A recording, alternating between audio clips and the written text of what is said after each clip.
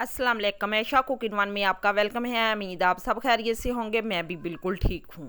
गोश्त खाने की वजह से हमें हो जाती है बदहज़मी।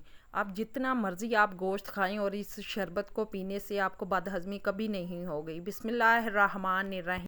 आधी गुटी हमने पुदीने की ली है। इसे हमने धोकर अच्छी तरह इसकी डंडियाँ अलग कर ली और पत्ते हमें अलग कर लिए। हमने पत्ते ही इसके यूज़ करने हैं। पत्तों को हमने मोटा मोटा पीस कर तैयार कर लेना है। पुदीने के बहुत से फ़ायदे हैं। पुदीना हमारे रंग को साफ़ करता है, हमारे चेहरे को गोरा करता है। एक गिलास हमने पानी का लिया है। अब इसे पुदीने को इसमें शामिल कर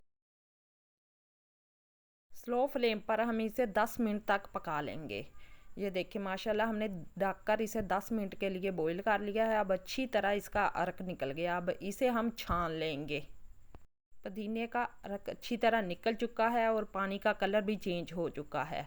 अगर आपको हमारी रेसिपी पसंद आई, लाइक करें, शेयर करें और कमेंट में हमें ज़रूर बताया करें कि आपको हमारी रेसिपी कैसी लगी। अब उसी कढ़ाई में हम ये अर्क शामिल करेंगे पुदीने का। 1 कप हम चीनी का शामिल करेंगे। इसे अच्छी तरह हम मिक्स करेंगे और इसे हल्की आंच पर इसे हम पका लेंगे। थोड़ा सा हम काला नमक शामिल करेंगे। अब अच्छी तरह इसे मीडियम फ्लेम पर हम पका लेंगे जब तक हमारा शरबत गाढ़ा ना हो जाए।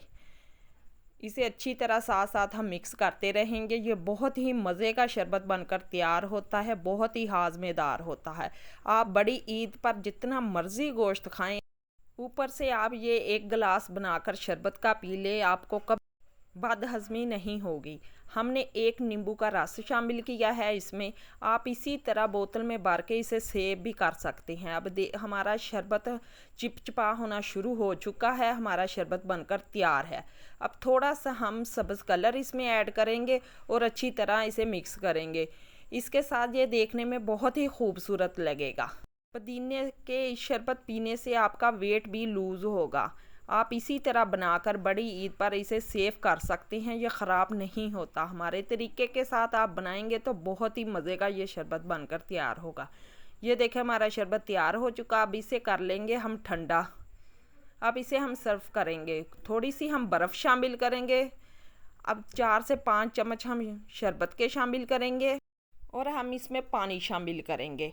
ये देखिए कितनी आसानी के साथ हमने शरबत बनाकर तैयार कर लिया। बहुत ही फ़ायदेमंद ये शरबत है और इतनी ज़्यादा चीज़ें भी नहीं इस शरबत में डालती है। आप भी एक बार ज़रूर ट्राई करें। अब इसमें हम थोड़ा सा तुक मलंगा शामिल करेंगे। ये देखें माशाल्लाह हमारा ठंडा ठार शरबत बनकर तैयार हो चुका है, हाज़मेदार। अल्लाह हाफिज़।